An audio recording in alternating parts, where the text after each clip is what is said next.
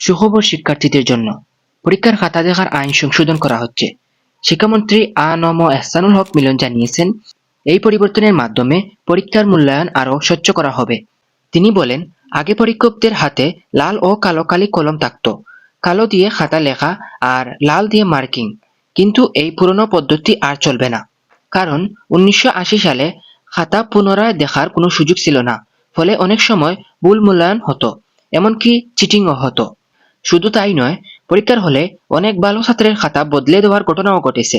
ফলে মেধাবী ছাত্ররাও খারাপ রেজাল্ট করত। এরপর কি হতো জানো? রিভিউ চাইলে শুধু খাতার নম্বর যোগ করা হতো, কিন্তু খাতা পুনরায় দেখা হতো না। শিক্ষামন্ত্রী বলেন, একজন ছাত্র A+ পাওয়ার মতো লিখেও ফেল করেছিল। পরে খাতা দেখে সত্য বের করা হয়। আর আজ সেই ছাত্র একজন হার্ট স্পেশালিস্ট ডাক্তার। এ কারণেই এখন আইন সংশোধন করা হচ্ছে, যাতে খাতা যাচাই করা যায় আর পরীক্ষার্থীদের কাজ সঠিকভাবে মনিটরিং করা যায়। তাই মনে রাখো, তোমার পরিশ্রম কখনোই বৃথা যাবে না। সিস্টেম এখন বদলাচ্ছে। তোমার কাজ শুধু একটা, মন দিয়ে নিজের সেরাটা দিয়ে পরীক্ষার খাতায় লিখো। যদি তুমি এসএসসি 2026 বা এইচএসসি 2026 শিক্ষার্থী হও, তাহলে আজ থেকেই প্রস্তুতি নাও। কারণ এবার তোমার ন্যায্য মূল্যায়ন নিশ্চিত করার চেষ্টা চলছে। পরিশ্রম করো, সফলতা একদিন তোমার দরজায় কড়া নাড়বেই।